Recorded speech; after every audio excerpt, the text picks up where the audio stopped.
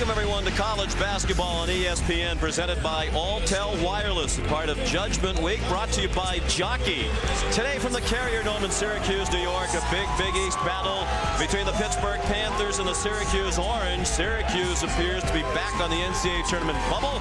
Their very bright students recognize that fact. Part of the crowd of 27,000 expected here today. Pittsburgh a winner against Cincinnati last time out to snap a 3-game losing streak. The Panthers are 8-7 in Big East Conference play, tied with the Bearcats for 7th in the standings. Syracuse a part of a 3-way tie for 9th with Villanova and Seton Hall, all 7 and 8 in the league. Hi, everybody. Sean McDonough along with Len Elmore. Delighted to have you with us. You've probably seen this movie before. Syracuse at this time of the year on the NCAA tournament bubble. They're sliding back lately, Len. They've lost 2 in a row and 4 out of 5. Their RPI is 50, so you've had to guess right now they're probably not in the field, but 3 games left in the regular season, plenty of opportunity to improve the resume. Well, certainly they have to get it done now. They're under 500 in conference, 4-6 in the all-important last 10 with only 17 wins. And this is a team that's been depleted all year with injuries, and they've had reliance on freshmen. And it's difficult because those freshmen are hitting the wall. So Syracuse has to make their move right now.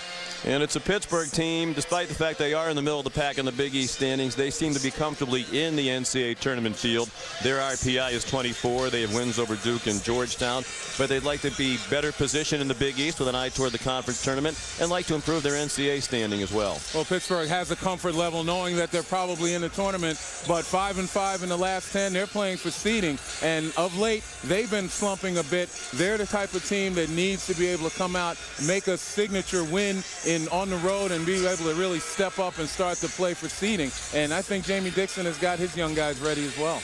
And he feels his team hasn't rebounded or defended as well as it usually does lately. But one guy who's performed very well lately as we look at Star Watch is Sam Young, averaging 20 points per game over the last 5. In fact, in each of the last 3, he has scored exactly 20 points. Well, he's been on a tear, and he's a candidate for most improved player in the conference. And Dante Green, we talked about Syracuse reliance on freshmen. He's been slumping of late, averaging 11 points in the last 5, and more importantly, shooting under 30%. He's got to get some easy buckets.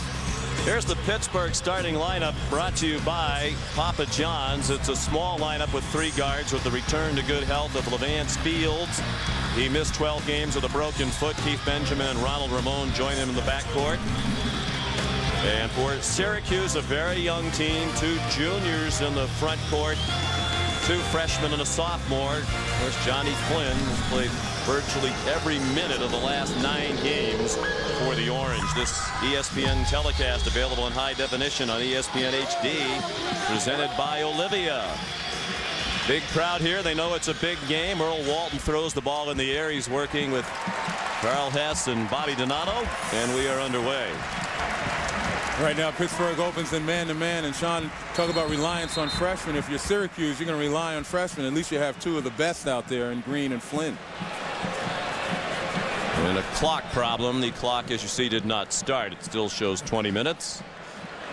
Jamie Dixon is the Pittsburgh coach in his 5th year, and he's led them to 20 wins or more in all 5 of those seasons. The first Pittsburgh coach to have 5 straight seasons of 20 wins or more.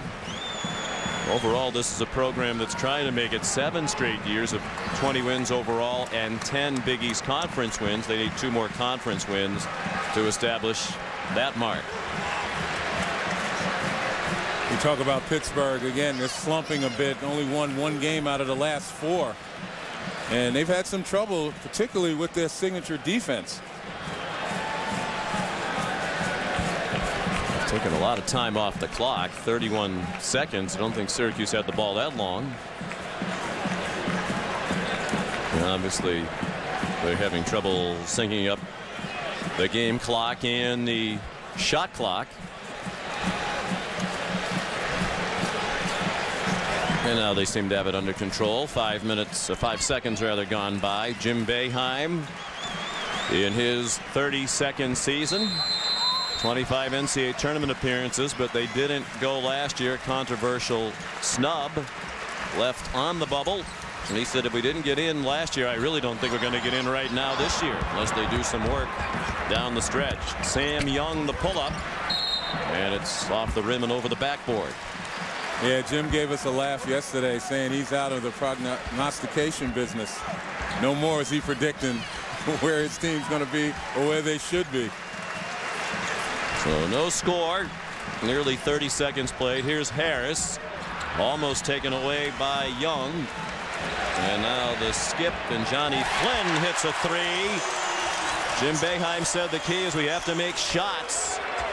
Lately, Flynn and Dante Green have not shot the ball well, and it's a big reason why the Orange have struggled lately.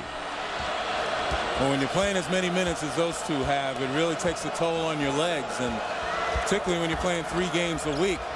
Although yesterday Johnny Flynn said he feels fine, and that was an indication, certainly, that long jumper. Ronald Ramon to Keith Benjamin. Both these teams have battled significant injuries this year. Benjamin became a starter when Mike Cook went down early in the year. And the three drained by Ronald Ramon will tie the game at 3. His shooting's been off by his usual lofty standards. Shooting 35% from 3 this year. He's 39% for his career. Green bumping with Young. Tough shot, an air ball with one hand way short. Bob Donato pointed the wrong way initially. Meanwhile, the crowd's upset because bodies flew underneath. Harris and Blair got tangled and went to the deck. Well, you look at Keith Benjamin and Johnny Harris, Flynn, Paul Harris. They both have gone down hard, trying to block out. And Keith Benjamin has his hands full with Paul Harris, built like a linebacker. Nice it's interesting. We figured that was a lot of time spent in the weight room, but Harris is from Niagara Falls, New York, a teammate in high school of Johnny Flynn. Johnny Flynn said, no, Harris isn't a big weightlifter. He just comes from a family that's powerfully built. He said even his mother is very strong. Speaking of strong, DeJuan Blair, the freshman at 6'7", 265, powers inside for 2. And the #1 offensive rebounder in the Big East, DeJuan Blair, excellent position. Nice job on the putback. But you'll watch Sam Young defending Dante Green. One of Green's problems is that he's not really good off the dribble. Good catch and shoot guy, and many teams in the conference have been finding that out. And they'll get up and they'll pressure him. That's what he's best at. Green a 3, so that's a promising start for Syracuse because neither Flynn nor Green had shot the ball well lately from 3-point range. Last 5 games, Green was just 7 for 41. The last 3 games, Flynn was 7 for 29 from 3.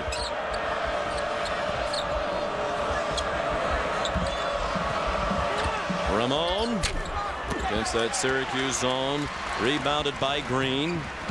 Pittsburgh's not going to have success passing around the perimeter against the zone.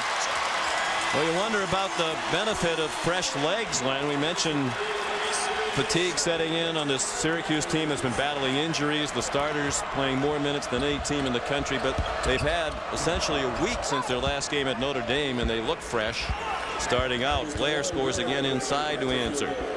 Well, Johnny Flynn talked about a lot of stretching, a lot of ice baths to keep those legs fresh.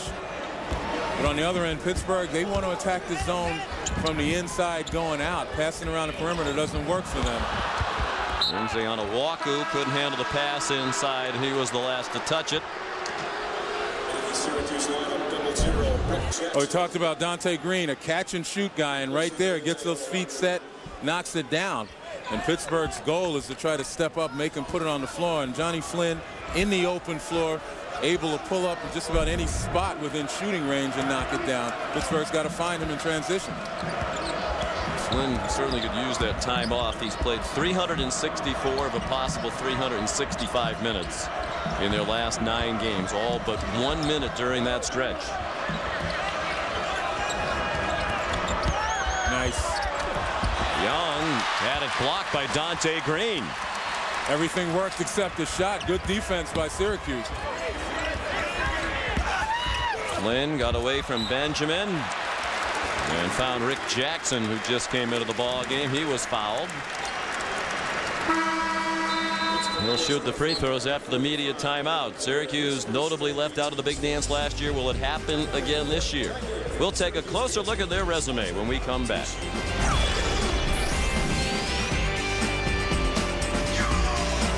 Exclusive presentation. presentation of college basketball is presented by My Circle from Alltel, the wireless plan that changed the game with 5, 10, or 20 free numbers. And in part by GMC. We are professional grade. Syracuse won the 2003 national championship, led by Carmelo Anthony, Hakeem Warwick, Jerry McNamara. They're hoping to compete for a national title again this year. But as we noted at the start of the telecast, and as we look at our CareerBuilder.com tournament resume, you'd have to think with these numbers right now, the resume not good enough to get them into the dance. When we spoke with Jim Boeheim yesterday, he said he thinks this is going to be one of the toughest years ever for the committee because there are so many teams with similar resumes. Look at the conference record, under 500, the all-important last 10 games. Syracuse has really got to make hay while the sun is shining. They got opportunities now in this game and the next two to really raise themselves above 500, increase their win total, to make that last 10 look pretty good. Rick Jackson at the free throw line. Syracuse leading 9-7 at our first media timeout. Freshman from Philadelphia who struggles from the line at 50%. Missed the first. Of course, the major win for Syracuse, the victory here against Georgetown. That's their only win in the last 5 games. They've played a tough schedule lately. Louisville and Notre Dame, their last 2 games on the road. There's a chance for a quality win against a team with an RPI of 24. Against a Pittsburgh team that's played very well in this building. They've won their last 3 games as Pitt at the Carrier Dome. DeJuan Blair an air ball, and then lost by Green out of bounds. And we talked about the ball handling ability of Dante Green. Certainly needs some improvement, particularly as he tries to create a shot. But right there, trying to bring the ball up against a bit of pressure, is having some problems as well. A lot of speculation that it might be 1 year and out for Green, but talking with Syracuse coaches, they're optimistic that he will stay. There's certainly plenty of room to improve his game. Putting the ball on the floor is one of them. Defense another. He is a bit of a liability at this point in his career, just starting out defensively. Held ball, the call. Tyrell Biggs just in off the bench for Pittsburgh had it, and then they tied him up. Of course, the students here are concerned about Dante Green leaving after 1 year. They produced T-shirts that said Dante leave.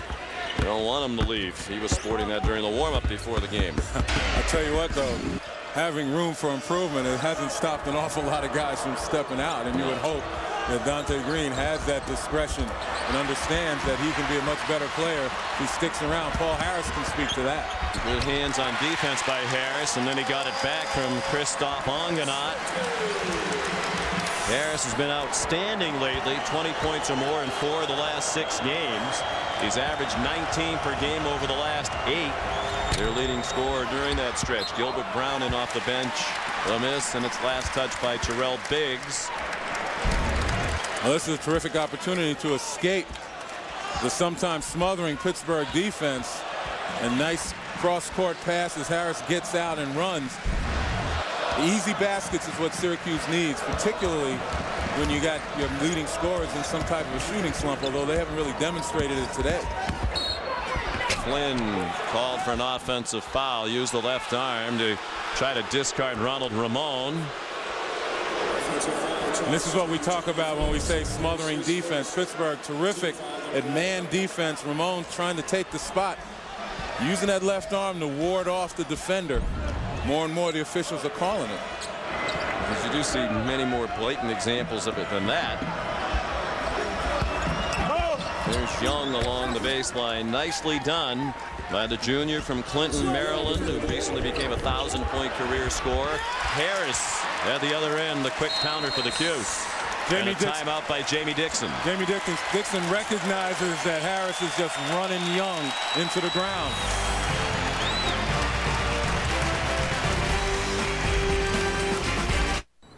Back in Syracuse, Jamie Dixon the timeout. His Panthers down 14-9 early. The coach talking before the game about they aren't defending as well as they usually do, and they certainly didn't react quickly after the made basket. Well, Sam Young makes the basket, and Paul Harris just gets out quickly. He's the one guarding Sam Young, and he beats him down the floor, and that's the second time in the last several possessions that Harris has done that. And I know Jamie Dixon doesn't like giving up easy baskets. Obviously, no coach does. Vance Fields for Gilbert Brown. And Biggs penetrated, and Christoph Ongenot blocked it for the Cuse. And then great hands by Ramon to deny Harris on his way up. Ramon wanted to pull up at the three-point line, lost the handle on the dribble, and that threw it all off. Now Harris leaking out again. It appears that every time Sam Young takes a shot, Paul Harris is going to take off.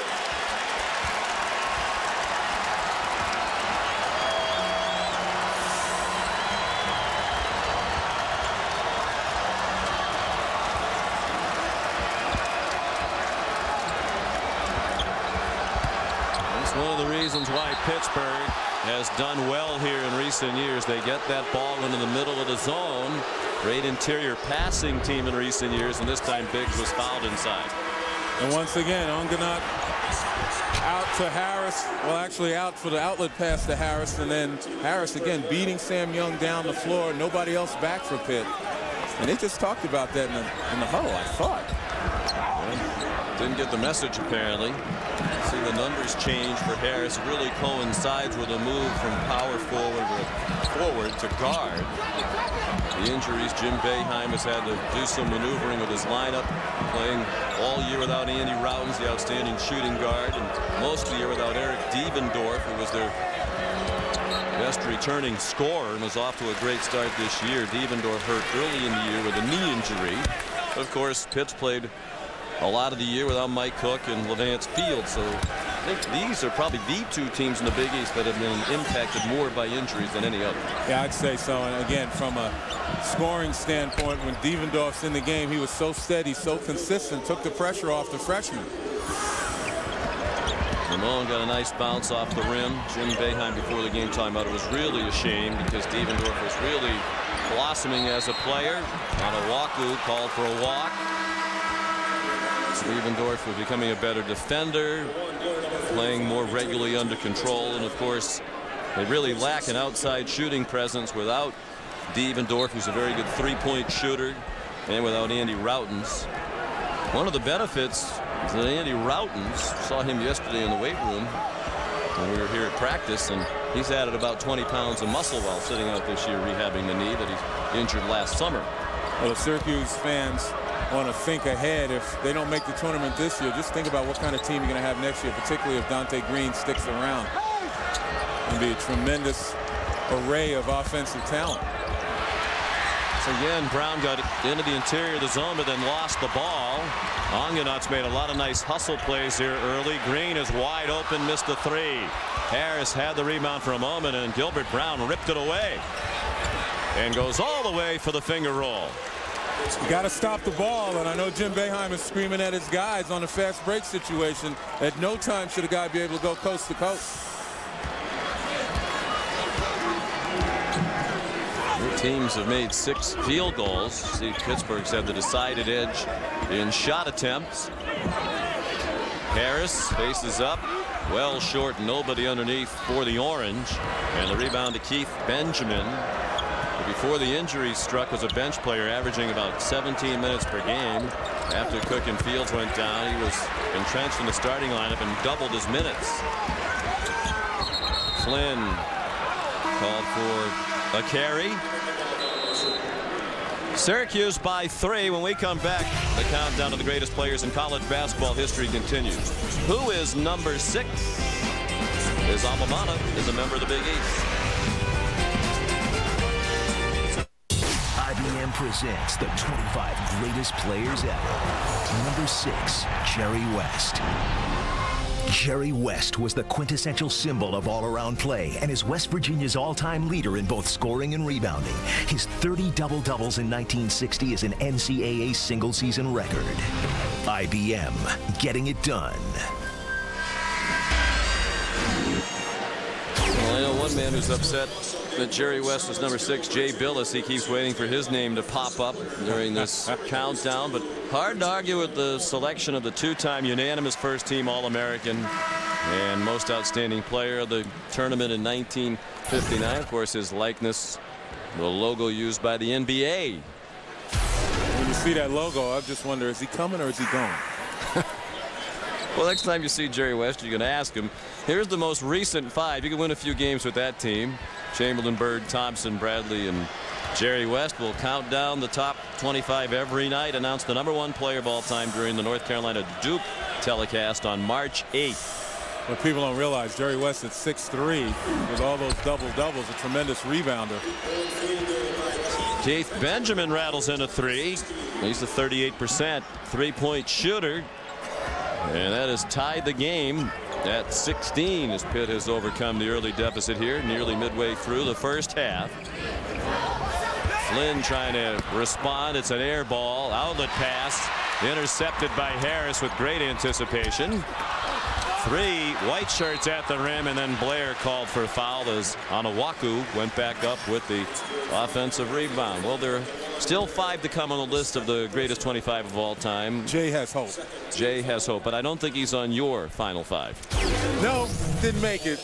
You look at these guys, obviously, I think they revolutionized the game at the time that they were playing. And David Thompson, although he's 8 on our list, having played against him, I just know exactly what he meant to basketball during the early 70s. And, you know, I would have put him a lot higher. But I don't think anybody can argue, particularly with those top 4. And I think those are the guys that are going to finish this thing up. Well, we are not privy to the remaining 5. We don't know any secrets ahead of time. But I have to think a lot of the names on your list are names we're going to see as we go down the stretch here. Yeah, in some order. I was going to say, if I can guess them, no, you don't have to be a genius to realize that those are the guys that are left. Well, I don't think we've seen Bill Walton's name on the list yet, and I would assume he'd be in the IBM top 5. Oh, absolutely. Bill will be in the IBM top 5, and I'm not saying that Bill shouldn't be in my top 5, but those are my 5. You left him on the bubble during the bubble time of year.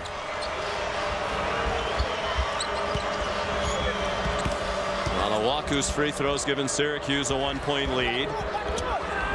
Fields lofted it up in a beautiful one-handed tip-in by Gilbert Brown, the redshirt freshman from Harrisburg, Pennsylvania, who seemed to be hanging in midair. Gilbert Brown is kind of the handyman for Pittsburgh. Good defender, guy showing athleticism, as we saw on that play. And Jamie Dixon can insert him just about anywhere in that backcourt or even as a small forward. A lot of times you read the notes, it says the player's a 38-inch vertical, and you wonder about it, but I think Gilbert demonstrated that line in his bio is accurate. Onuaku, good ball movement by Syracuse. Harris fouled. He'll go to the line. Jamie Dixon wanted an offensive foul called against Harris. He's not going to get it. Well, you're going to be able to take a look at Gilbert Brown. He's going to be coming in from the right-hand side. And he's just coming right behind the defenders, out of the screen and in the picture. Gilbert Harris, again, just get it up near the rim, and he'll do the rest.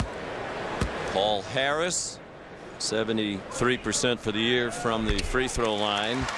And better than that lately. He's now 15 of his last 18. Judgment Week presented by Jockey continues tonight. Big 12 action on ESPN 9 Eastern Time. Kansas State, led by the brilliant freshman Michael Beasley, takes on Kansas. College game day kicks off the coverage at 8 p.m. Last time Kansas State swept the Jayhawks in a regular season series was back in 1982-83. They'll have a chance to do that tonight in Lawrence. Kansas certainly looking for some revenge, and they're undefeated at home this year. Pass to Biggs was not completed.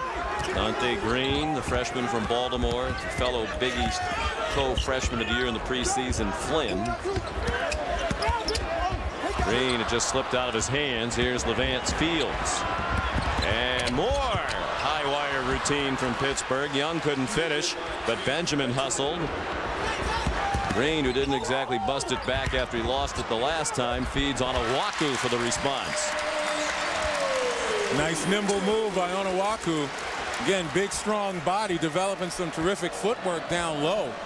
And he's emerging as an offensive threat as well. A guy who didn't play at all last year. He had knee surgery last year. He's averaging 13 per game this year. Blocking foul called, wave off the basket. Crowd wanted everything. They're not going to get the hoop. They will get the blocking foul called against Levance Fields. Well, not a whole lot you can do. You get a guy like Johnny Flynn, as quick as he is, bearing down on you. The most you can do is try to take the position and guess. Levance Fields guessed, but he's a little bit too late. First foul on Fields. Jamie Dixon says Levance is getting back to just about 100%, recovering from the broken foot. It'll be Syracuse ball on the sideline now. Levance made it back in about 8 weeks. They went 8-4 without him. He's starting his 3rd straight game. He's appearing in his 5th game since coming back. And he's so important for this Pittsburgh attack. Tremendous ball handler, almost a 3-to-1 assist turnover ratio. He's played very well in his career against Syracuse. Flynn a 3. Matter of fact, Levance Fields had his career high game, 24 points in this building against the Orange last year.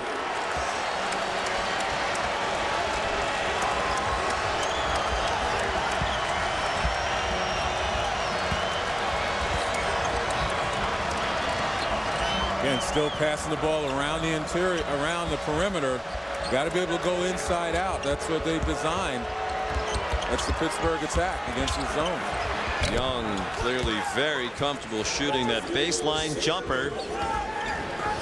Attacking the gaps is another way to get inside the zone and be able to kick it back outside. That's what Pittsburgh did on that one. One of the most improved players in the country, Sam Young. On Owaku, the answer. Lorenzi at 19 and 12 in the last game for the Orange at Notre Dame. Well, he's been hot. He's been hot. He's averaged 16 and 8 over the last 3. It's starting to go to him now. Barry McGee into the game for Pittsburgh, and he was fouled by Scoop Jardine. His first. 3rd against Syracuse.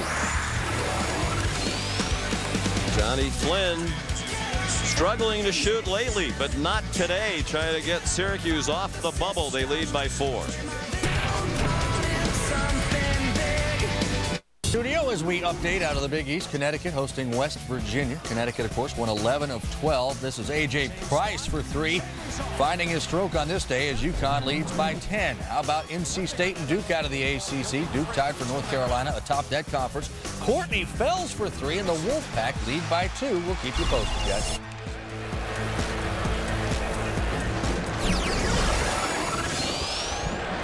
And welcome back to the Carrier Dome. Judgment Week presented by Jockey continues. Sean McDonough, Len Elmore. Syracuse by 4. First time that these two teams have met with neither of them being ranked since March of 1997.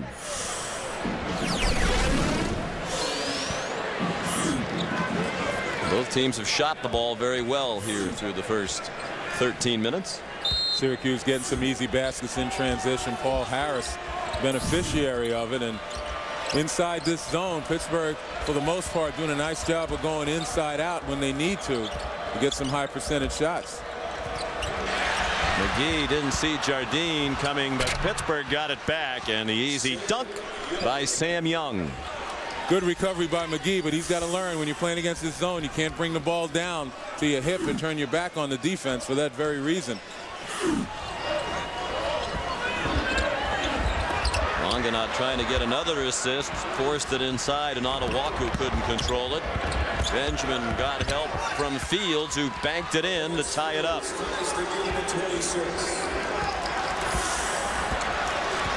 Fields, the junior from Brooklyn, New York, out of Xavier High School. Owaku again fouled, and an excellent entry pass there by Paul Harris. Keith Benjamin now didn't really see anybody coming until he started to make his move, and once he got caught up in the air, fortunate Fields running alongside him. But Syracuse a little slow to get the rest of the guys back on that 3-on-2 fast break. Fields goes to the bench with 2 fouls. 35 minutes Wednesday night against Cincinnati for Fields as he continues to get back closer to 100% good health. He's not there yet. Ramon played point in his absence and did very well. More than 3 assists for every turnover. A big reason why the Panthers went 8-4 without Levance Fields. Young from the elbow a miss. Onganot and Biggs battling. And it's out of bounds to Syracuse. Well, talking about Levance Fields and the adjustment Pittsburgh's had to make with him in the lineup, Again, he's a guy that's not necessarily a shooter, but certainly a scorer. He keeps the defenses honest, but he's a better creator. Ronald Ramon is kind of a manager, whereas Levance Fields is a creator. He'll make guys better. Ramon will just make sure they don't turn it over, get it where it needs to be. Both of them effective, but crunch time situation, it's Levance Fields that you want out there on the floor. His nickname is the General for good reason. Strong move inside by Onawaku. Biggs committed his second foul. Renzi will go to the line. Onawaku, just a 46% free throw shooter. You know, he's one of the best in the country in field goal percentage. College basketball action continues on ABC this afternoon, an ACC showdown. Tyler Hansbrough in #2, North Carolina, taking on the Boston College Eagles. Judgment Week presented by Jockey on ABC today at 3:30 Eastern Time. Hansbrough with at least 22 points in each of his last 7 games, making a case for National Player of the Year. And of course, North Carolina making a case with Memphis's, with Tennessee's loss the other night, to go back to #1 in the country. Well, I think that's what's going to vault Tyler Hansbrough to the top of the National Player of the Year candidacy, simply because with the injury to Ty Lawson, he has put Carolina on his back. Flynn, the hit ahead to Harris, and he's fouled on the way by Benjamin. Well, over the years, I've been intrigued by your index. For those who don't know what Glenn's index is, perhaps we can explain it as you review your leading candidates for Player of the Year. Well, the reason that I wanted to put something together, something objective that'll make sure that we have the right guys in the mix. Then you look at the subjective, but really the values given to scoring, to rebounding, to assists and steals, things that contribute to a team's effort, and you get a bonus for the amount of wins that you have. And obviously Tyler Hansbrough, Michael Beasley, pretty much all year have been 1 and 2. Luke Herringody moving into that hallowed territory with his tremendous play of late.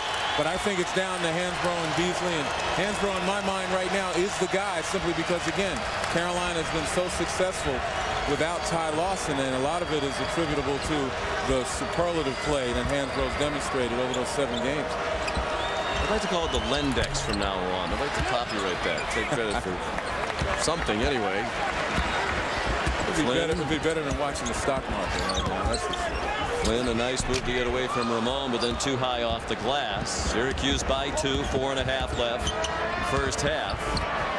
Brown dumped down to Biggs, trying to find some room, and he did. He got fouled, I believe, by Arinze Onawaku. Unselfish play by Brown, but with his elevation, boy, he had an opportunity to extend and get a layup on his own. Again, you can see why Pittsburgh has been successful against Syracuse. They do such a nice job of getting in the middle of that zone and passing in the interior. They have taken advantage of some transition opportunities as well. Onawaku will go out with 2 fouls for Rick Jackson. You know, Syracuse has played that 2-3 zone so well over the years under Jim Boeheim, but it's no secret on how you have to attack it from different spots, the short corner as well as that sweet spot underneath the free throw line. It's just a lot of teams just don't execute. Harris tenaciously after that rebound, and then tracked down the loose ball in the corner. Flynn wanted to shoot it quickly off the handoff, but Pitt responded well, and then Flynn turned it over to Benjamin, and he'll have the run out. And Pittsburgh has the lead. And Jim Boeheim won't wait for the media timeout. Well, Gilbert Brown come on the next whistle under 4 minutes. Gilbert Brown making his presence known on the defensive end as well, just hounding Johnny Flynn. And with his length, look at Brown right there. Flynn wanted to give that ball up as quickly as he could, and obviously made the mistake of giving it up too early. But it's Gilbert Brown that's applied the pressure, and Jim Boeheim obviously wants to talk about how they have to break that pressure.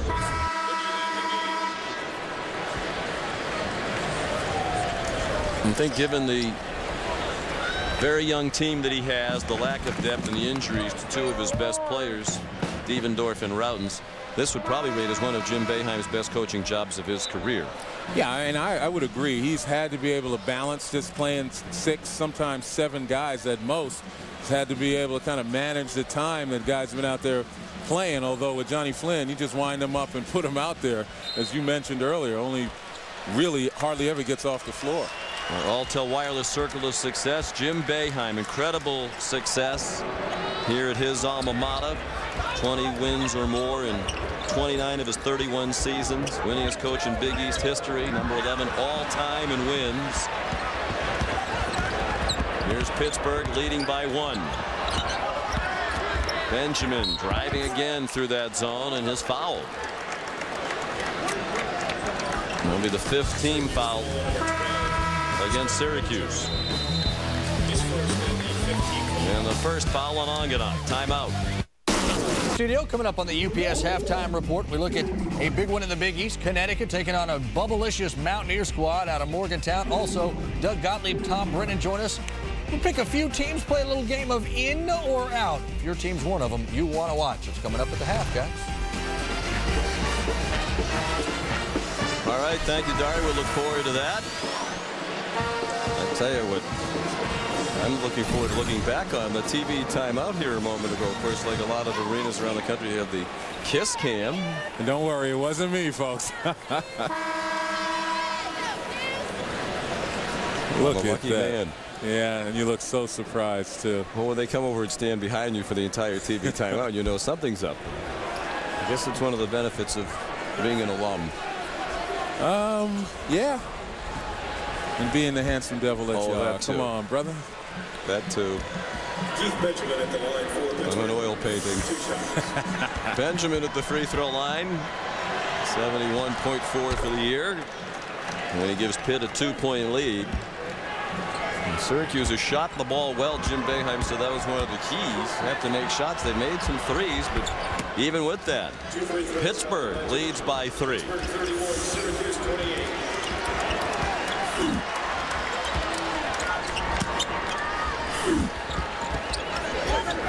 Syracuse hurt by the 11 turnovers. Flynn into the lane. He has 12 points here in the first half. He averages 15 points per game. Once again, another penetrating kick by Ronald Ramon, and you can see Pittsburgh very focused on attacking the zone their way, hitting the gaps, trying to hit the offensive glass. Rebound got ricocheted to Jackson. Syracuse in transition. Flynn feeling it today. And you can see Jamie Dixon in front of his bench trying to get his guys to step up and guard Flynn. Everybody backed off, and Johnny Flynn is just feeling it today. Syracuse by 2.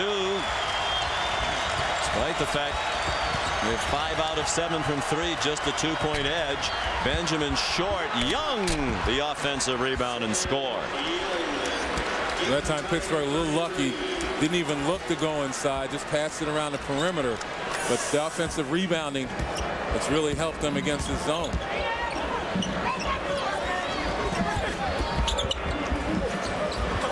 Tell Flynn wants it now. In the lane, goes to the left-handed scoop. Wall? What wall? Freshman Johnny Flynn accused of hitting the wall, just trying to prove everybody wrong. He's got plenty of energy today. His career high is 28. That was in his first career game against Siena as he set the Syracuse record for most points in first game by a freshman. And you like the fact that he's not settling purely for jump shots, although right here, a little bit of a screen that gets him open there. And then once again, off the bounce, believing that he can take Ronald Ramon off the bounce. He's gotten into that paint often enough. It's interesting. Can't tell under those baggy shorts. Green scores, but Flynn plays with thigh pads and hip pads like you might see on a football player. He said in rough and tumble Big East basketball, a lot of body contact. You're taking a lot of knees and hips. So as far as he was aware, Dwayne Wade was the first to do it. They're very lightweight, and obviously it hasn't hampered him at all today. Young blocked and a foul called. And Paul Harris had to be careful. He was very demonstrative with the official, Earl Walton, almost right in his face, and Green didn't like the call either. Well, it's terrific second effort. Young got the first one blocked, comes back and gets the rebound, and then uses a variety of pump fakes. And you look over the back, that was Dante Green. Got ball, but he certainly got body. And got his first foul in the team's 6th. And Young makes the free throw. 9 points for Sam. Averaging 18 points per game. 3rd in the Big East behind Luke Herringody's 21. Brian Lang of Seton Hall averaging just more than 19. I have to think Herringody is going to be the runaway player of the year in the Big East Conference this year. He's much improved, but Young might be the most improved player when the awards are handed out. Yeah, I would believe so. You look at his scoring. He's up 11 points from last year and certainly improved over 50% his rebounding effort. He's taken the role of being the man for Pittsburgh. Harris threw that ball about 1,000 miles an hour and immediately realized that was his bad. 12 turnovers for Syracuse. That's really been the number offsetting their outstanding shooting. Ramon looked like it slipped out of his hands, but it still wound up with Biggs. The crowd thought he traveled. Ramon batted around, controlled by Brown. He's been very good off the bench, and Ramon misses a 3. Green the rebound. They could just about hold for the last shot. There's about a second difference. So much for that. Green a deep 3, and then Young brushed on the rebounding action.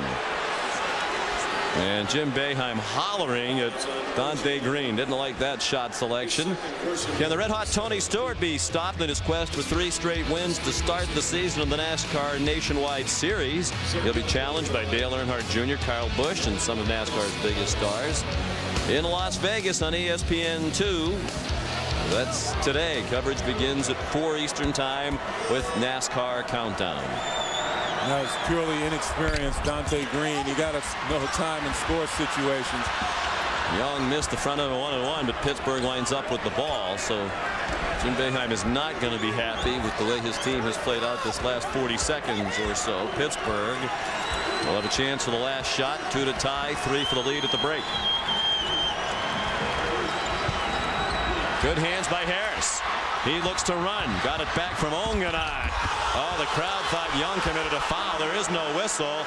Jim Boeheim almost out to mid-court to express his displeasure. Wow.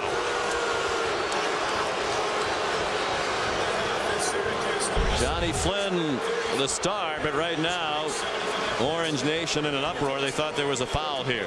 Well, Harris goes hard. The foul might have occurred before he took the shot. When he took the shot, they just swung in a lot of air, but Jim Boeheim has a gripe. At the half, Syracuse 37, Pittsburgh 35. Here's Dari in the studio, the UPS halftime report. All right, Sean, thank you very much. Good to have you with us here at the break. Syracuse up 37-35 on Pittsburgh, guys. Tom Brennan, Doug Gottlieb, thought to be a must-win for Syracuse. Pitt could use it, too. Quick thoughts on the first half? Well, Syracuse is playing great offensively. Johnny Flynn's got 16. He's 5 of 7 from 3, but 11 turnovers and an ill-advised shot at the end by Green really hurt them. That pass that went out of bounds. 2 things. 1, that was a foul at the end of the half. Yeah, 2, is it just me? Pitt's not in the tournament right now. I mean, here they come stumbling in. They're 9-8 since losing Mike Cook in the Duke game. And you remember back to that Cincinnati team a couple years ago that lost Armin Kirkland. They're not in. They still have to go to West Virginia. They need a 3-pointer to beat them at the buzzer at home. They're only 2 conference wins on the road, at St. John's, at South Florida. They need this game just as desperately as Syracuse does. Certainly seemed to be, but people are ready to put Pitt in. Again, they could use this one second half coming up in a few minutes. Meanwhile, we're going to take you through what else is going on in college basketball. Dig, dig, dig. That was the first half some of us will never forget. Brought to you by Alltel Wireless, a part of Judgment Week, presented by Jockey. Judgment soon to be made on the Syracuse Orange as they state their case to get in the NCAA tournament this year after sitting it out last year. 17-11, an RPI of 50. They need wins with 3 games left in the regular season.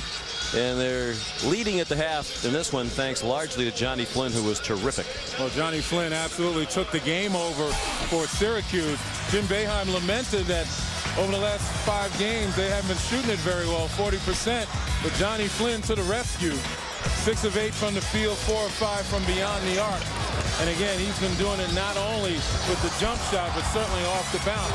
And if there was any indication of dead legs throughout this season, Johnny Flynn is not giving into it. Well, the week's rest seems to have helped. And they lead despite a quiet first half from Dante Green, who scored 5 points. Syracuse ball to begin the second half. Green to Christoph Ongenot. And now Paul Harris. Flynn wants to pick up where he left off. Missed a 3. Tipped around, and DeJuan Blair controlled for Pittsburgh. He played only 6 minutes in the first half after collecting 2 fouls. I tell you, Pittsburgh, while on offense, they've been relatively efficient, but 42% from the field is what they shot in the first half. It's been their defense really that's let down. The 4 games prior to this, they've allowed 74 points as opposed to 64 on the season. And they know they've got to tighten up, particularly on Johnny Flynn. Good defense by Syracuse. Pitt with the shot clock running out. Sam Young, the fadeaway. They had 2 offensive rebounders on the weak side, but Benjamin couldn't corral it. Here's Green with the dunk. And that's really been the Pittsburgh weakness in transition. That's the 14th transition point for Syracuse. You can't get back. You're in a world of trouble. Jamie Dixon wearing an exasperated expression over there on the Pittsburgh sideline.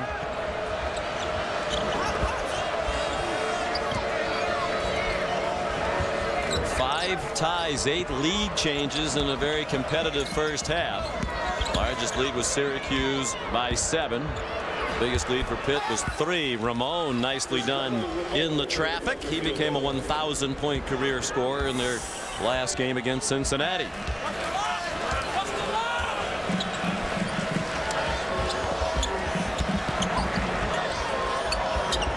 Harris.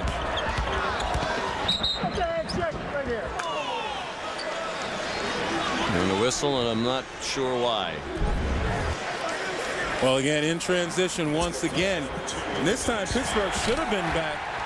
It wasn't an outlet pass that really triggered a fast break. It was just Syracuse hustling down the floor. Dante Green on the side doing much the same as Paul Harris did in the first half, beating the Pittsburgh defense back to the basket. Well, that foul on the last whistle was on Levance Fields.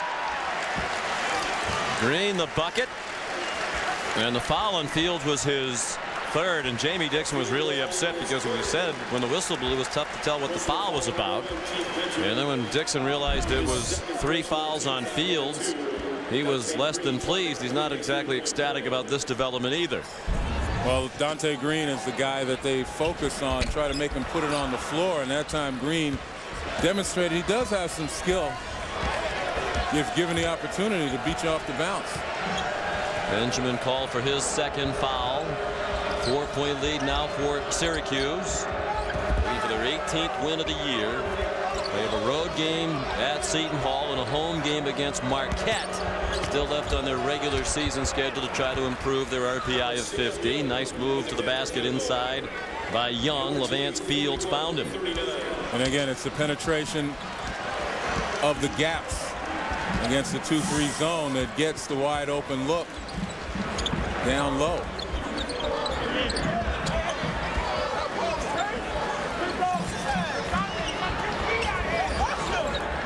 Harris, boy, telegraphed that pass. 2 Pitt defenders, Blair and Young, stuck a hand in. And then Fields is left wide open. The rebound Ongenot, he had it poked away by Young. It wound up with Flynn. Green is open for 3, and it spins out to DeJuan Blair. On that last Pittsburgh possession, you can see where Levance Fields not really back yet. Doesn't have his legs on him for the jump shot, and right there it takes the tumble, and Pittsburgh's hearts collectively in their mouths. To push up the floor, and it's contact right there. Colin Christoph Ongenot. Fields might have gone knee on knee there when grabbing at his right knee, but he's still on the floor as Pittsburgh inbounds, trailing by 2.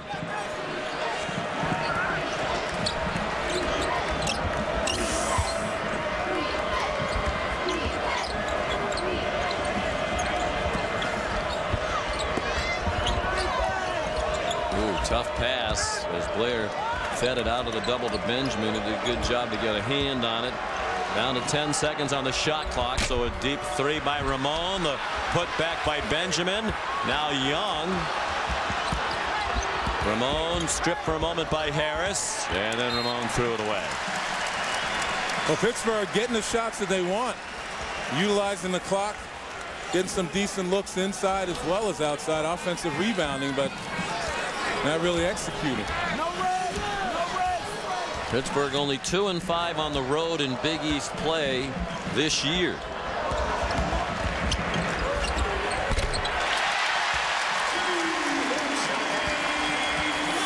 Two more for Johnny Flynn. And he's a guy that's in his zone, no question about it. And all he needs is a little bit of daylight right now, and he's shooting it with confidence. Bad pass by Young. Here's Flynn. Oh, didn't get up high enough to dunk it. That's a layup right there, and Tim Boeheim's just walking down to the end of the floor.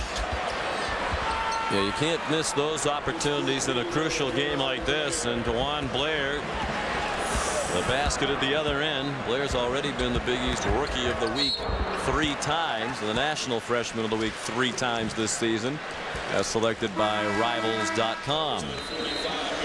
Well, Flynn hasn't done much wrong today, and his inability to convert on that dunk didn't please the coach. A little too much confidence, not enough elevation.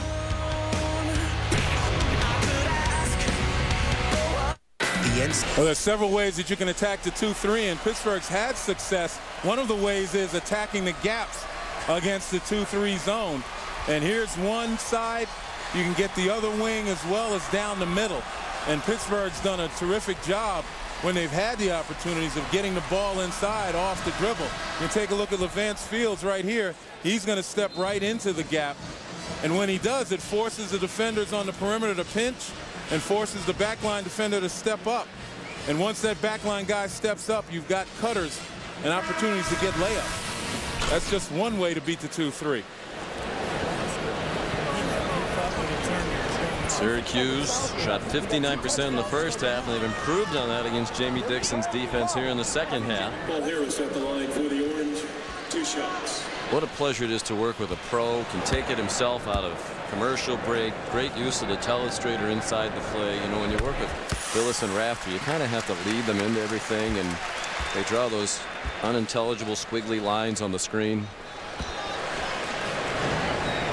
No comment, brother. And that's rare for you. You had a nice commentary yesterday. You were a big hit at the Syracuse University Law School. Well, I was competing with another star over there at the broadcast journalism school. Oh, I was over at the communication school yesterday, the Newhouse School of Communications, and they said the reason there's nobody here is A, it's you speaking, and B, Len Elmore speaking over the law school, so everybody's over there. 4-point lead for Syracuse after the Harris free throws. Benjamin to Ramon and Levance Fields. They continue to play with this 3-guard lineup. They haven't rebounded as well as they usually do. Perhaps that's part of it. Lately, the rebounding's been off.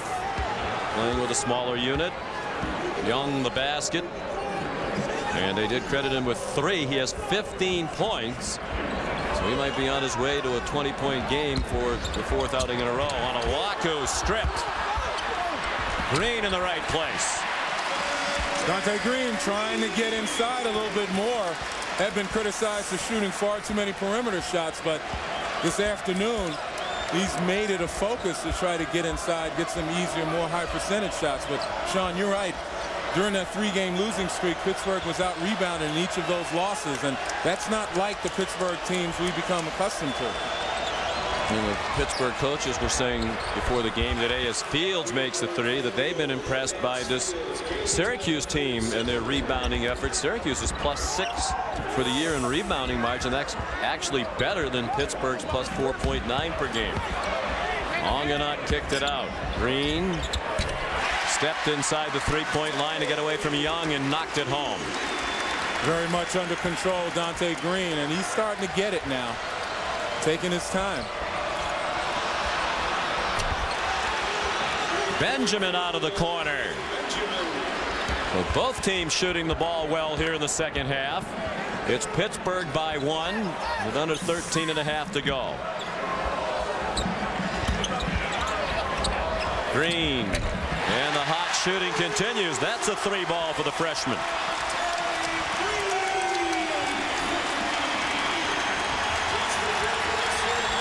Crowd trying to get engaged.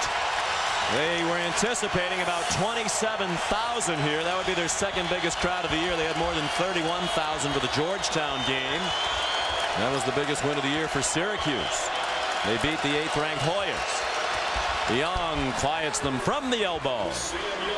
Excellent patience by Pittsburgh that time. They had some opportunities, but they were working for the best opportunity. And Sam Young on that elbow. Pretty good look.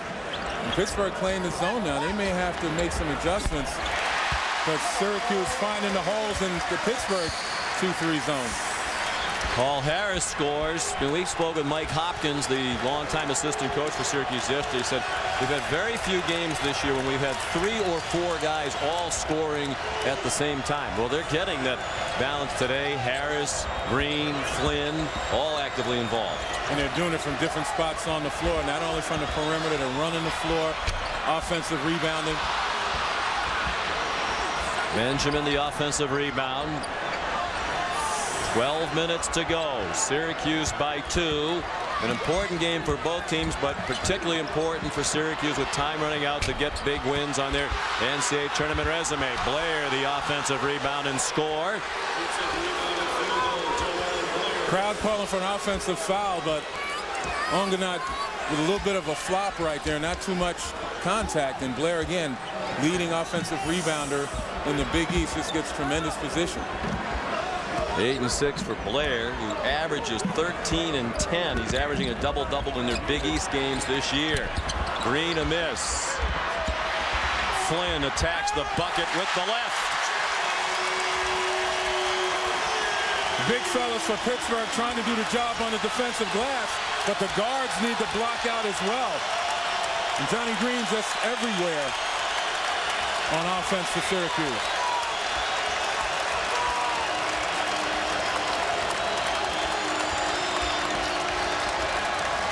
Ramon, a 3. Flynn pushing the ball up again as he should, trying to keep Pittsburgh from setting up the defense. 10 points for Ramon. Pittsburgh back up by 1. An official's timeout indicated by Carl Hess. I think Harris might be bleeding.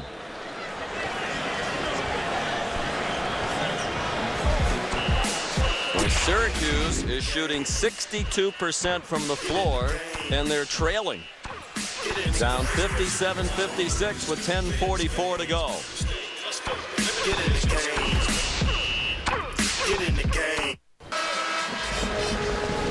This ESPN telecast is available in high definition on ESPN HD, presented by Olivia. Syracuse fans know how important this game is for their orange.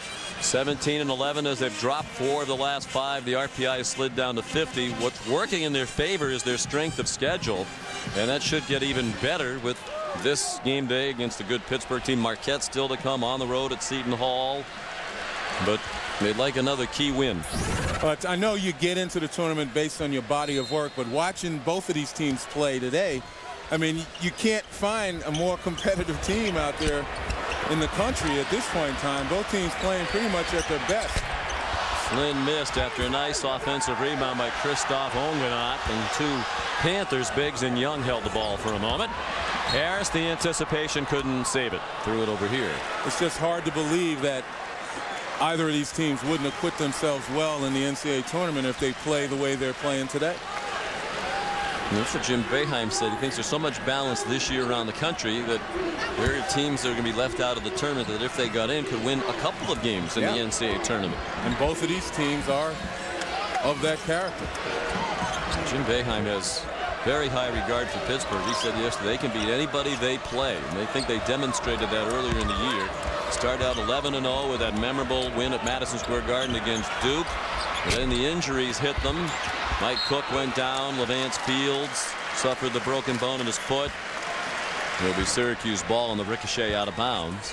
So it's really been a number of different seasons for this Pittsburgh team. Now they're adjusting to life with Levance Fields back in the fold. They won't get Cook back this year, out for the year with a knee injury.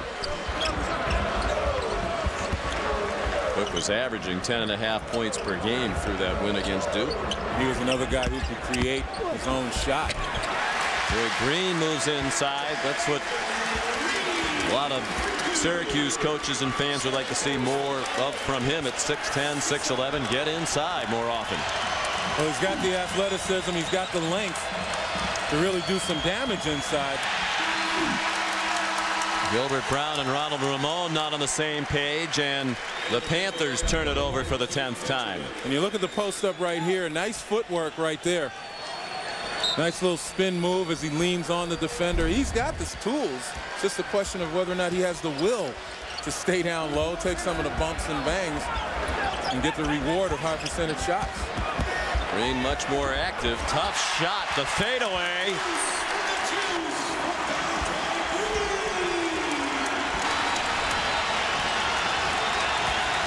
Three-point lead for Syracuse as we near 9 minutes to go.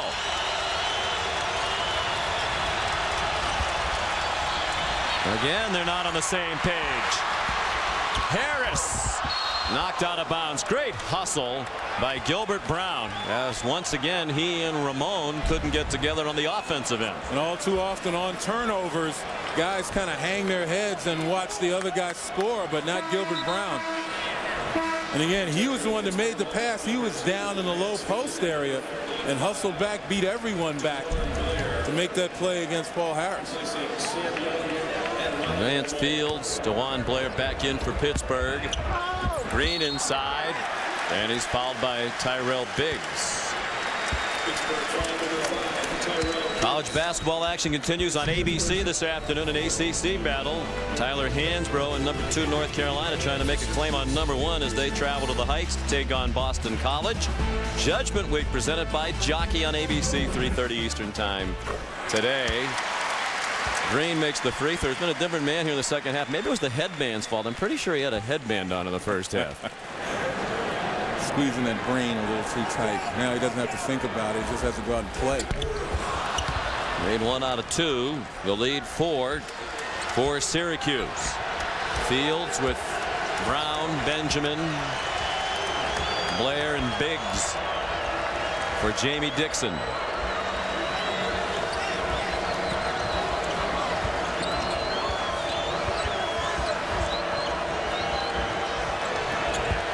Eight and a half minutes remaining. Sorry, Len. That's all right. Last couple of times down the floor, you know, Syracuse has done a nice job of preventing the pinch and the attacking of the gaps. And once again, they do a better job, but they turn it over.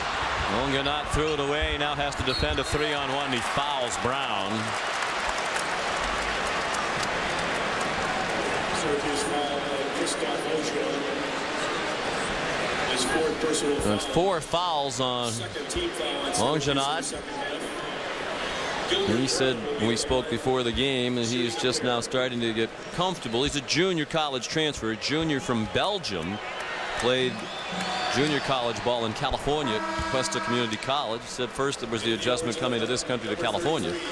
And he's pretty quick study. He said then when I came here I realized East Coast people are a lot different from West Coast people. So maybe he's going to deal with a few more type A personalities in this part of the country. He's going to go back to Belgium, he said, for about a month and a half this summer. Get ready for his senior year here at Syracuse. Brown made the free throws, limping a little bit as he retreated, and perhaps Jamie Dixon saw that because Ramon comes in and Gilbert Brown limps to the bench favoring his right leg.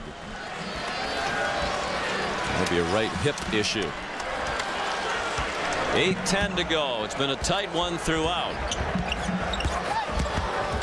Harris, what a nice move to the bucket. Nice curl by Paul Harris. Low center of gravity and kept his shoulder down and just kept going until he got the open spot. And again, the Pittsburgh defense, no one stepping up to help on the drive. Ramon telegraphed another pass and Harris almost jumped it. And you see how Syracuse closing those gaps whenever a driver gets to that wing area. Contested three.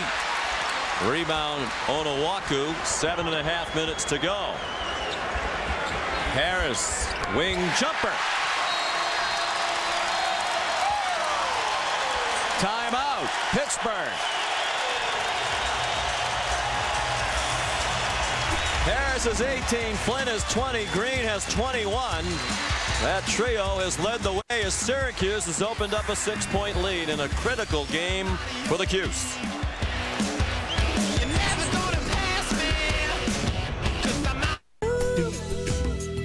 Lobster Fest is the time of year to let yourself indulge in something buttery and sweet. The time of year to give yourself succulent Maine and rock lobster tails. It's lobster, fire grilled, roasted, all served with fresh salad and our warm Cheddar Bay biscuits. It's Lobster Fest. Right now, only at Red Lobster. Come see what's fresh today. ESPN360.com, your online home for live coverage of Championship Week. Experience total control with the ability to pause, rewind, and fast forward. It's TV quality picture with the power of choice. Go online and watch all the drama of Championship Week unfold live. Catch the games you missed or replay your favorite moments. Don't miss a second of the action. Watch Championship Week presented by Dick's Sporting Goods, March 7th through the 16th on ESPN360.com. Hey, I'm Don Shula, and I lost 32 pounds on Nutrisystem. And I'm Marianne Shula, and I've lost 23 pounds on Nutrisystem. Introducing Nutrisystem Silver, the new weight loss program that lets older Americans eat great and lose weight. Let's face it, the older you get, the harder it is to lose weight. Not anymore, honey. It's easy with Nutrisystem. Call or go online now and get 4 weeks of delicious meals. Plus, through this offer, you'll get an extra week of Nutrisystem meals free. I look and feel so much better. I'm 77 years old, and I feel great. Our secret is the breakthrough science of the glycemic advantage that separates good carbs from bad. This is the kind of food you grew up loving. Pizza, burgers, lasagna. Every perfectly portioned Nutrisystem meal is delivered right to your door, and your shipping is free. It's so easy. Trust me, you will lose weight. See how Nutrisystem Silver can change your body. Get an extra week of food and these vitamins free. Call now. In studio, updating Duke and North Carolina State. Now the Wolfpack had the lead at the break, and then look at Xavier Gonzalez. The freshman averaging 3 points a game is 4 of 4 from downtown with 16 points. Wolfpack right now leading by 13 over number 6 Duke. Connecticut keeping West Virginia double figures back, 62-48 Huskies right now. Don't forget Josh Carter leading Texas A&M into Norman to face Oklahoma. That game coming up at the conclusion of Pitt and Syracuse. Sean and Lynn. All right, Lynn. A&M won their home game earlier this season against Oklahoma, but that's a Texas A&M team that also would appear to be on the bubble with an RPI of 42. And Ohio State at 4 o'clock this afternoon on ESPN at Minnesota. 17-11, an identical record to Syracuse. Their RPI just about the same as Syracuse. They're 48, Syracuse is 50. And of course, those two teams went head-to-head earlier this year in New York, and Ohio State won. That could be a pivotal win if the committee's judging both of them against each other. Ohio State still's got to win. They've got to get to at least 500 or better in a kind of a weaker Big Ten this year. Another throwaway by Jamie Dixon's guards. Fields and Benjamin did not click on what should be a relatively simple pass. Now you. ESPN's exclusive presentation of college basketball is presented by My Circle from Alltel, the wireless plan that changed the game with 5, 10, or 20 free numbers. And welcome back to the Carrier Dome in Syracuse, New York. The homestanding Orange leading Pittsburgh by 6 with 7:12 to go. Sean McDonough with Len Elmore. Syracuse trio of Dante Green, Johnny Flynn, and Paul Harris leading the way for the Orange today. Green has been huge in the second half. 21 points for the game. Dante had only 5 points at the break. Johnny Flynn with 20 points. 10th game this season of 20 or more for him. And Paul Harris with 18, and that's what he's been averaging now for the last 9 games. He has really emerged when he moved from forward to guard. Well, Sean, you mentioned it earlier that Syracuse coaching staff was just wondering when those 3 guys, those cylinders start operating optimally at the same time. And when they do, this is a tough team to be able to defend. Jim Boeheim said in order to win we have to make shots. They're shooting 61% and still just the 6-point lead. They're 46% from 3 for the game. Green is wide open for another 3, and it was a little bit short. That would have given Syracuse the largest lead of the game for either team. But good ball movement and a good shot. Again, nice interior passing. Blair the miss. And a foul after Onowaku grabbed the rebound. He was hit. That'll be the 5th team foul the second half against Pittsburgh. Well, DeJuan Blair has suffered a little bit last several games, just missing some point-blank layups, although he believes he got hit upside the head and was fouled. But in the end, you can't miss those. You're a big guy inside. You got to be able to finish strong. Roy Green wide open again. That's a 2-pointer. And the last foul on that reach-in against Pittsburgh was on Levance Field, so he has 4, and he's playing with 4. Ongenot is on the bench for Syracuse with 4.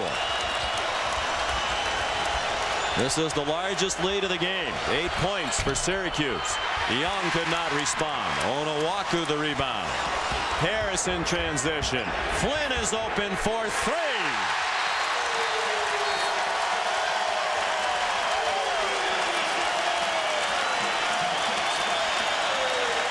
One thing you can say about young players, they thrive on emotion. Crowd gets into this game, and that has fueled this onslaught by Flynn, Green, and Harris. And Harris with the nice pass to Flynn, cross court in transition. And again, catch and shoot, that's Dante Green at his best. And the Syracuse defense nowhere near the shooters. Well, obviously, everybody wants to be playing well, particularly at this time of the year, and a concern now for Jamie Dixon if this one slips into the L column. That'll be 4 losses in the last 5 games for Pittsburgh. At the start of the year, when they got off to 11-0 before the injuries hit, they were looking at having a terrific year and thinking about a very high seed. And now they're probably looking at a middle-of-the-pack seed, and that means early in the NCAA tournament you're going to face somebody pretty good. Yeah, I mean, you're going to face somebody pretty good eventually, but you don't want to do it that early, especially when you haven't gotten your tournament experience, gotten your sea legs, so to speak. But in the 3-game losing streak prior to beating Cincinnati, the Pittsburgh Panther defense has really let down, allowing 76 points a game. And right now they've let down tremendously as well. Boy, that's huge for the Panthers. Keith Benjamin out of the timeout with a 3 to get Pittsburgh back within 8. 5.5 minutes remaining. Scoop Jardine to Paul Harris. Out there with Johnny Flynn, Arinze Onowaku, and Dante Green. First order of business for the Pitt defense is they've got to be able to get to the shooters and challenge them. Too many wide open jump shots. Flynn, a deep contested 3. Even with Ramon in his face, he hit it. I guess you got to do more than challenge him. You might have to get a club out there.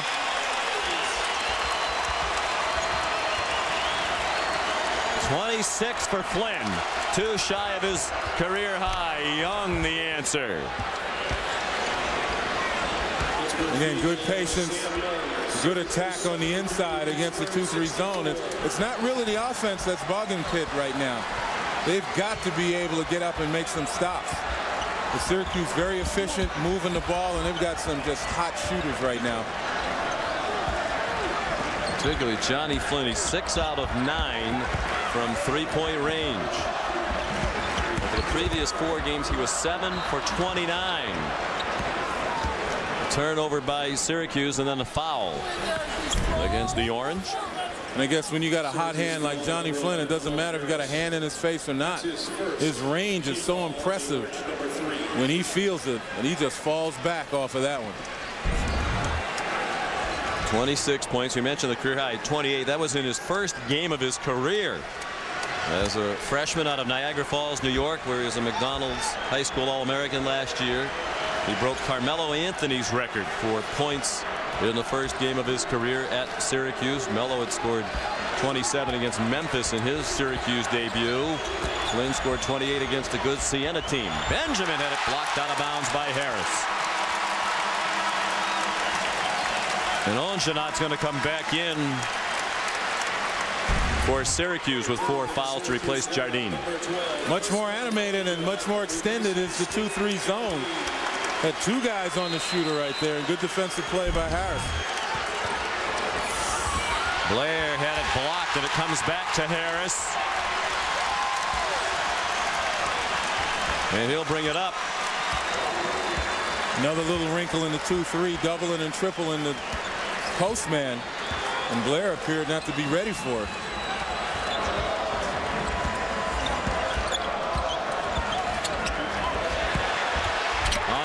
Off the feed from Harris.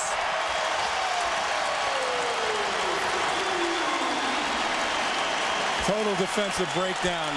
Pittsburgh, you expect them to be tenacious defensively, and right now they're as porous as you ever see from a team. It's giving up layups and open looks. Timeout. Jamie Dixon has just 1 left. Well, you see the step out right there, trying to hedge, but nobody covers in the middle. And I really believe it's a lack of communication. We've seen it on the offensive end with poor passing across court, but certainly now on the interior defense. And Eric Devendorf wishing he was back out there.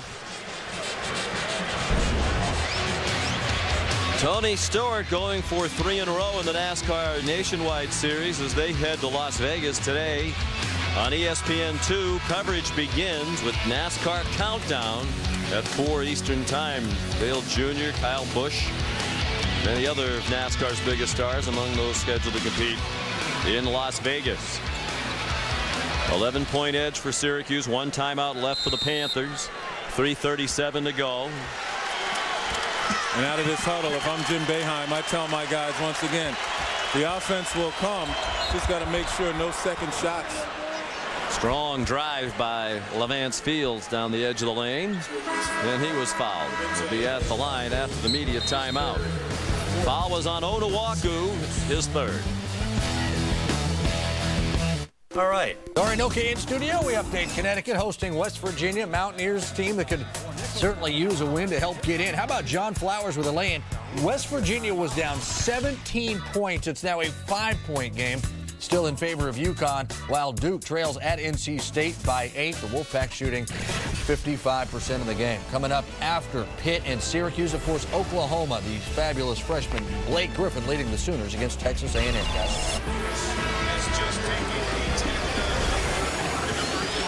All right, Dari, thank you. So many bubble teams in action today, including Syracuse, an 11-point lead here. West Virginia battling Connecticut right now. They are clearly on the bubble as well out of the Big East with an RPI of 39. They would seem to be in good shape right now. I think we both believe Pittsburgh is in. We have them listed as probable because they haven't been sliding lately, but their RPI is still a very solid 24.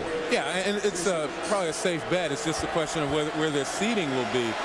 But that picture was definitely a snapshot, and this is a fluid situation with this game and a couple of games left for most of the teams in the Big East, most of those teams that are in question. And things could change, particularly on the questionable and probable side. Always so many questions about how many teams will the committee take from each conference. Fields the free throws to make it a 9-point game. He goes out with the 4 fouls, and Benjamin comes in. You know, the bottom drops out for Pittsburgh, and they wind up losing this game, and maybe the next 2. They may have to move over to the questionable side as well. It's a situation that is definitely in flux. Syracuse might run a little time here. That historically has been the way under Jim Boeheim. He's a big believer when you have a lead of this margin at this time of the game. You try to shorten the game, give the other team fewer possessions. Make them come to you, and again, it gives his guys a chance to rest. He's had such a short bench over a period of time. 3 minutes to go. The shot clock running out, and Onuaku had it blocked from behind by Blair. Yeah, that's the toughest kind of block you can get from behind without getting a foul call. Brown answers. Now, those who have questioned Jim Boeheim about this strategy of killing the clock say a lot of times you lose your rhythm. Flynn fell asleep on the inbounding pass, wasn't looking. Ramon scored, and just like that, they better stop worrying about killing the clock and concern themselves with winning the game. Timeout, Syracuse. Well, first of all, I think Jim Boeheim has to remind Dante Green that he could run the baseline instead of trying to take the ball out of bounds underneath the basket. It gives you a chance, if you clear the basket, to look long. And plus, they have timeouts since nothing's up You there. see him telling me we have 4 timeouts. If you're having trouble getting the ball, just use the timeout. Don't turn it over on the inbounds. So Green had plenty of opportunity to run that baseline to get a clearer look. You know, I understand Jim Boeheim's point. We've had this conversation over the years about trying to give your opponent fewer possessions when you're ahead of them fairly comfortably. But, you know, Syracuse has been in a rhythm. They've shot the ball well all game. The other school of thought would be bury the opponent. Don't have to worry about a scenario like this unfolding. Well, I think you want to get your team in the habits. And in this situation, this is what they've done all year. You don't want to suddenly change because the opportunity to kind of get out of rhythm is just as easy when you're going up and down with and the furiousness of the other team's attack trying to get back into the ball game. But here you're right. You lose momentum in a situation like that. You also lose some confidence. The game is a lot tighter and the crowd is quiet now. And it's so much harder to go to that kind of a stall and shorten the game and all of a sudden say, okay, go back and attack. Harris lost it in the lane. It gets tipped around. Benjamin first there, and then he got fouled by Flynn. So momentum clearly on the side of Pittsburgh now. Down by 4 with a long way to go. 2:10 left in the game. Only the 1 timeout left for Pittsburgh. And that was a perfect example of going from shortening the game to now we have to go back and attack. And it's hard to get back into that rhythm. Here comes the crowd trying to get back into it. Fields strong to the bucket, and a foul on Onuaku, and he didn't like the call. That'll be his 3rd foul. And Sean, looking at the eyes of Harris and Flynn at the top of that zone, you know, you saw a little bit of not so much confusion but a little bit of doubt right there. They weren't as confident on the defensive end as they were maybe a couple of minutes ago when things were flowing freely. There's some concern right there. Here's Fields at the line. 69% for the year. Perfect in 2 trips today. He has made some big shots for Jamie Dixon over his 3 years in Pittsburgh, including a step-back game-winning 3-pointer in overtime to beat Duke at Madison Square Garden back in December. With under 5 seconds to go in OT, Pittsburgh won one of the memorable games of the season in college basketball by 1.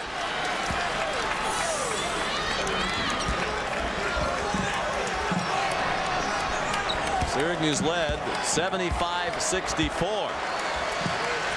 That was just about 2 minutes ago. Now it's 75-73. Seat squirming time for the partisans here in the Dome. Just under 27,000 here, 26,632. As Syracuse calls timeout, leaving them with 2. Here's what Pittsburgh has left. We'll see them again Monday night down in Morgantown. They'll make the short drive down from Pittsburgh to take on the Mountaineers, then home at the Pitt to close out the regular season against DePaul. And it's on to the Big East Championship, an event in which the Panthers have fared very well in the last 4 years under Jamie Dixon. They've made it to the championship game 3 times. Syracuse at Seton Hall, then home to close out the regular season against Marquette before they head down to New York City. Well, that's Syracuse this game and the game against Marquette for sure, an opportunity to get that signature, that quality win. But don't sell Seton Hall short either, particularly down there. They've been pretty dangerous to a lot of teams. Obviously, this game is what's on Jim Boeheim's mind at the moment, in the here and now. And when you look at Pittsburgh's schedule, West Virginia, that backyard brawl part 2. West Virginia lost a close one to Pittsburgh. Ramon hits one at the buzzer. They'll be ready to avenge that loss. So not easy for either team coming down the stretch. Since they started to kill clock with under 4 minutes to go, they haven't scored. And they've lost 9 points off their lead. That is a huge basket. Perhaps when they look back at the end of the season, That'll be one of the biggest buckets of the year. Flynn has matched his career high with 28. And I'm so surprised that Flynn got as close to the basket as he did without anybody defensively stepping up. Good catch by Benjamin to prevent a turnover to Ramon. Now Gilbert Brown. Nearing a minute to go. Panthers down by 4. Brown for 3. And Jamie Dixon elects to use his last timeout with 1:03 to go. His team has come from 11 down to back within 1. We talked about Gilbert Brown being the handyman. You can plug him in wherever you need and he'll deliver for you. But on the defensive end, Johnny Flynn's drive, and look, he gets almost to the dotted line. Nobody steps up to stop the penetration. Guys are kind of almost running away from him. And that's not the kind of defense you expect from Pitt, but the answer, Gilbert Brown from way downtown. I don't believe it either. And this is a game he knows his team really has to have. He mentioned earlier, he said after the experience last year, getting left out of the NCAA tournament when Boeheim fervently believed this team should have been in. He said, I'm not even worrying about it. I don't think about it. I don't try to figure it out. They just know it's going to be hard for the committee this year with so many similar teams. He believes the field should be expanded beyond the 65. He said, I'm not sure the exact number, but he thought if he added a dozen or so more teams, that might be the right way to go. And his reasoning obviously holds some water, holds some truth to it, but the other side would be that it would be unwieldy, it would create more time. And quite honestly, I think that if you get these major conference teams to go out and play more teams, particularly mid-majors, you get a better, more representative sense.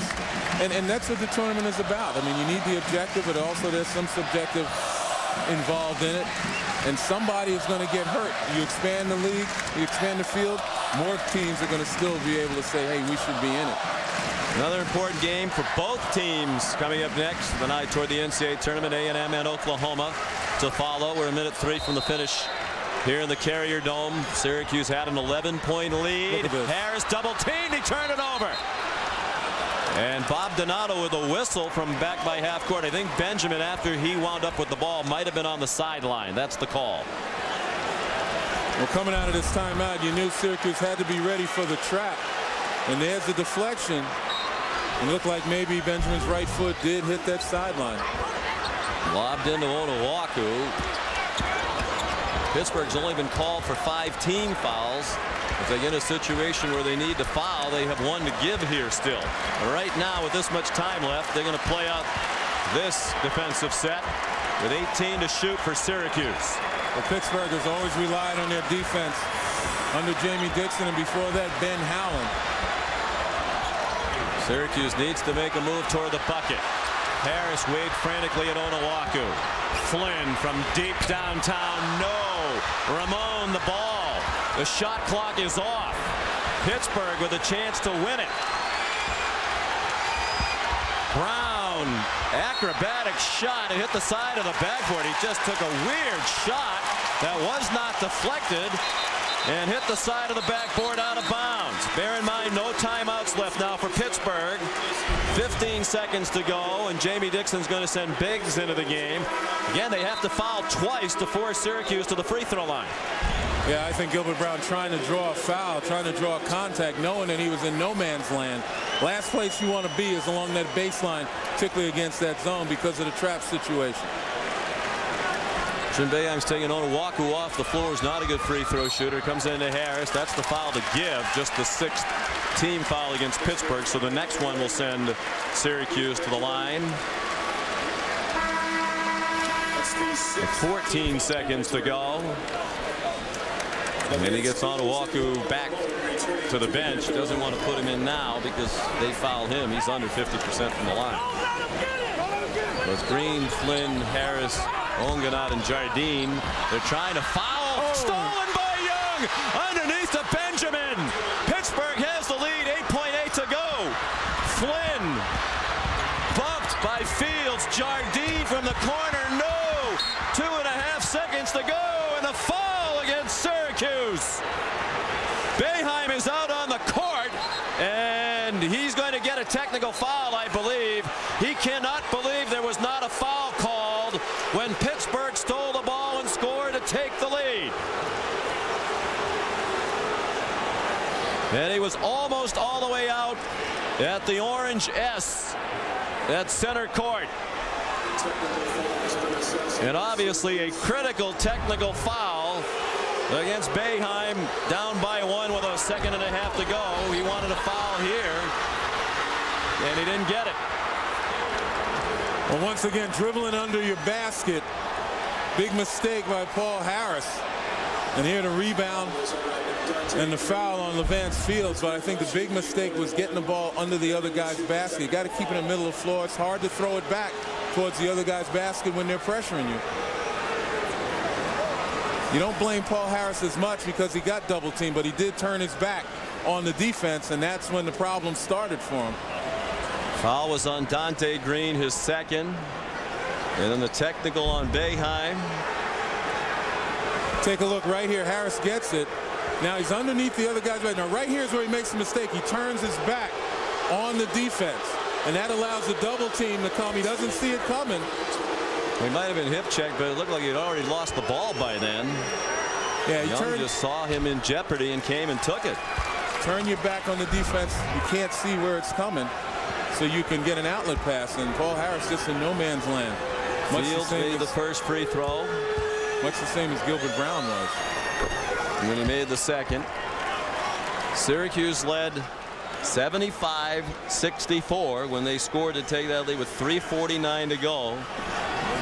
And they've scored 2 points since then. And it's amazing, Len, how just a couple of possessions can turn the momentum of the game completely. They win in a stall ball. Well, you called it. You felt that. Well, it's worked. You know, Boeheim has won 767 games, but it has worked. In a game it was like interesting because this came up just the other night. He was asked on his radio show about this when he was doing his radio show the other night. Of course, the guy said, "My friend doesn't like it when you hold the ball," and Jim said, "Tell your friend he doesn't know what he's talking about." Well, his friend is going to feel emboldened today. Well, it's all about feel, and his guys were, you know, they were stoking on every cylinder, and maybe you want to continue to attack. But the problem was the turnovers, Pitt getting closer, and now Jim Boeheim having to go from the stall to going back to attacking. That's when it gets hard. You can't just flip the switch. They got out of rhythm. And Fields caps a dramatic rally, typical of a Pittsburgh basketball team. Fight all the way to the end. Boeheim gives Carl Hess an earful on his runoff, and the officials are roundly booed. Well, it's a heartbreaking loss. Tournament hopes may have just gone down the drain with this one. Yep. The bubble might have been burst for Boeheim and Syracuse. They shot 59% on their home floor and lose to the Pittsburgh Panthers, who get a big win with an eye toward positioning the Big East standings and NCAA tournament seeding. 82-77 the final. This has been a presentation of ESPN, the worldwide leader in sports. Let's go back to the studio. Here's Dari Noka. All right, guys, thanks. We'll get you out to Oklahoma, Texas A&M in a minute. Tom Brennan, Doug Gottlieb, we have 20 seconds. Pitt now in, Syracuse now out. Your thoughts? That's how close it is to being in and out of the NCAA tournament. One possession, you don't just chin the ball, make them foul you. Unbelievable. Wow, terrible loss. Just a terrible loss. They were up 75-64, just couldn't hang on. Tournaments in the Garden. They made a run in the past. Lots more at the half right now to Norman.